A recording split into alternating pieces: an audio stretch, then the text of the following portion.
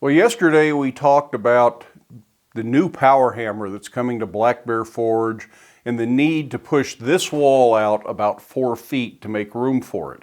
It's also going to give me some more working space in the shop.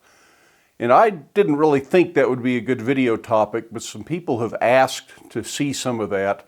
And while I'm not going to do a how-to construction video, because it's just not what we're about here at Black Bear Forge, I thought I would talk about some of what has to happen to make this wall move, and I'll show you a little bit about what I'm doing. But check with your local building department and make sure you're following the applicable codes for your situation before you undertake a construction project.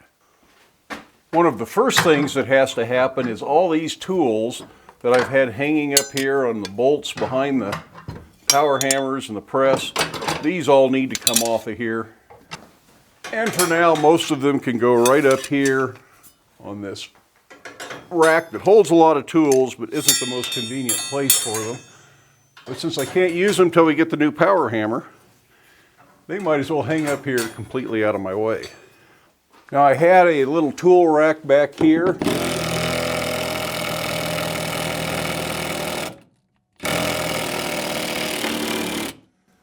And it needs to come down. All of the tools back behind the hydraulic press and the treadle hammer will have to come off the wall. I've got most of the tools off of these bolts.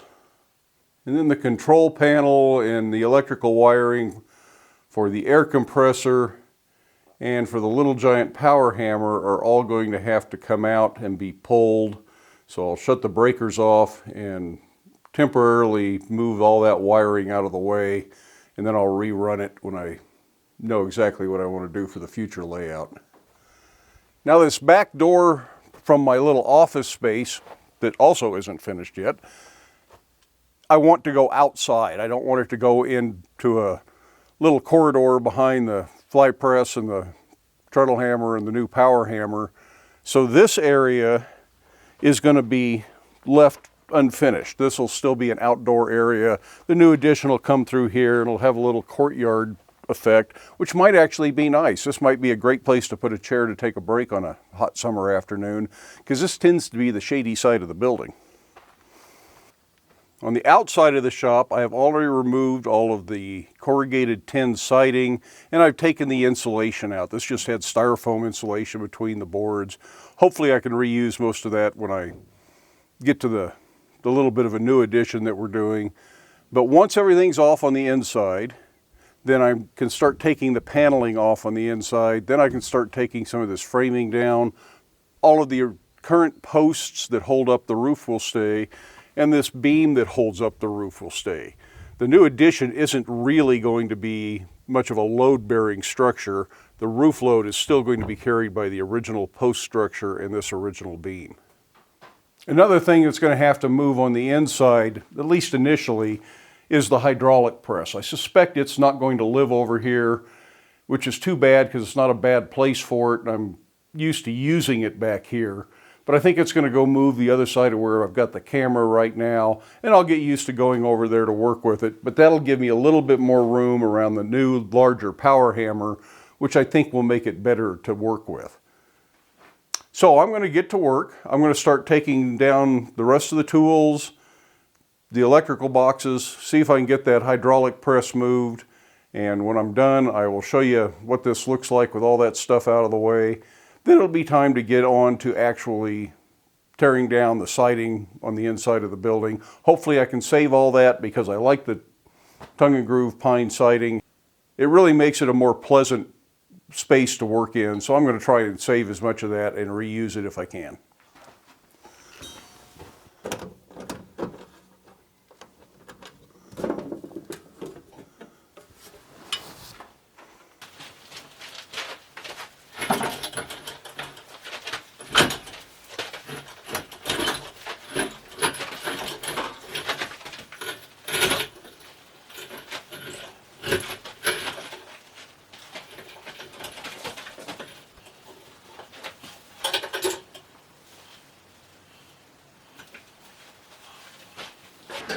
Still had a brake on.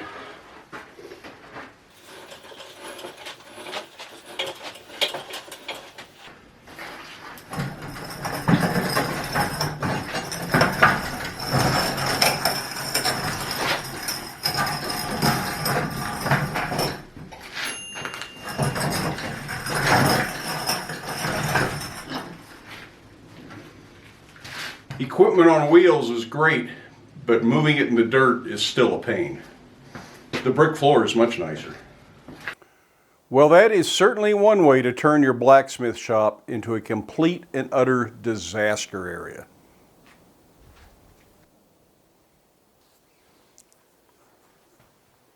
But I was able to get all of the tool racks, the cleats, the hangers, and all of that kind of stuff off the wall. I got all of the electrical outlets off the wall that were going to be in the way and relocated the one that was down here to up here, so hopefully it'll be a little bit more useful in the final version of the shop. Maybe I should say the next version of the shop, because it'll never be final. In doing all of that, I also managed to get the hydraulic press and the swedge block moved over out of the way, just to give myself a little bit of room. I think I figured out how to put the hydraulic press back almost where it was as soon as I get all this other stuff done. And this little tool cart swallowed up a lot of the stuff that had to be moved. For a while it was just serving as a forge stand, but right now I'm glad I kept it available as a tool cart. When I took the power out for the air compressor, I was able to reroute it over a little bit. And this 50 amp circuit is going to be long enough that I can use it to set up the new hammer. It's going to work out just perfect. It'll put a box right where I want it, and then I'll run a whole new circuit to run the air compressor off of. I was also able to do that with the dedicated circuit for the little giant hammer. It's going to end up being right about here, and this is plenty of wire to get that hooked back up again. So I'm not going to have to run new wire for either one of the power hammers, and that's kind of a plus. Sometimes you get lucky.